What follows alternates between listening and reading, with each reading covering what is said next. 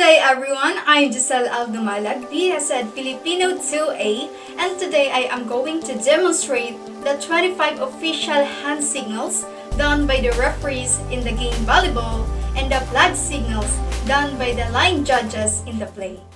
Authorization to serve. It is done by moving the hand to indicate the direction of the service. Next is team to serve. It is done by extending the arm to the side of the team that will serve.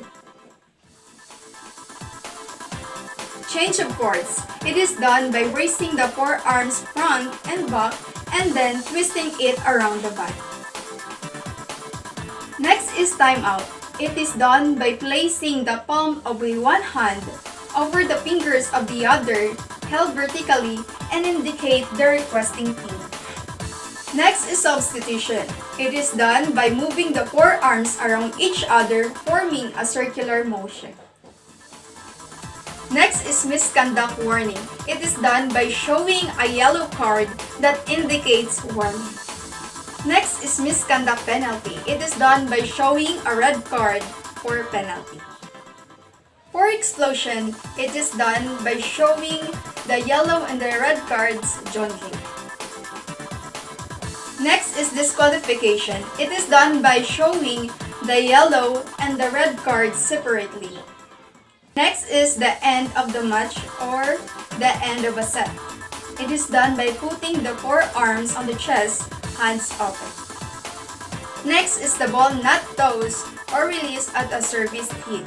It is done by lifting up the extended arm and the palm of the hand facing upwards. Next is delay in service. It is done by raising 8 fingers spread open. Next is blocking fault or screening. It is done by raising both the arms vertically, palms forward. Next is the positional fault or the rotational fault. It is done by making a circular motion of the forefinger. Next is the ball in. It is done by pointing the arm and the fingers toward the floor. Next is ball out. It is done by raising the forearms vertically, hands open, and the palms facing towards the body. Next is catch. It is done by lifting the forearms slowly and the palm of the hand facing upwards.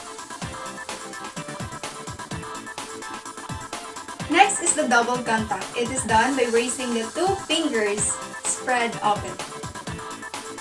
Next, for 4 hits, it is done by raising 4 fingers spread open.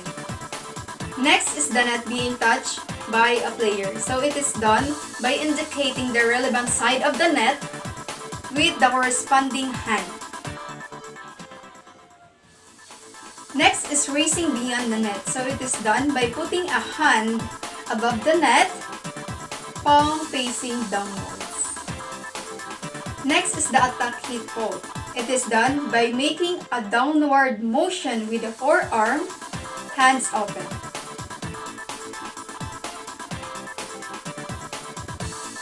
Next, to indicate that the server touches the court or the end line of the court, it is done by pointing the center line or by pointing the relevant line.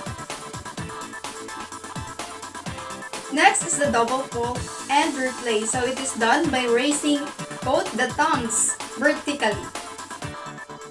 Next is bull touch. It is done by brushing with the palm of one hand, the fingers of the other held vertically.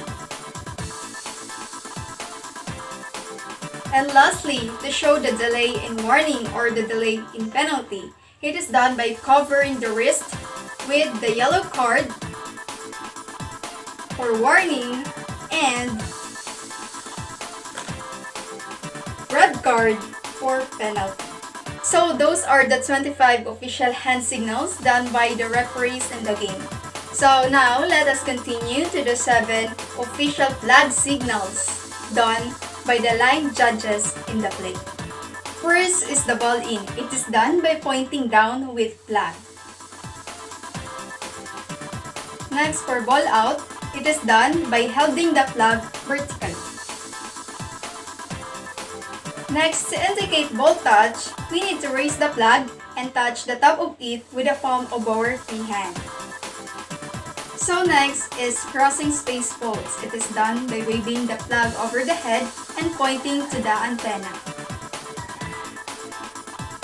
And lastly, for the judgment impossible, it is done by raising and crossing both the arms and hands in front of the chest.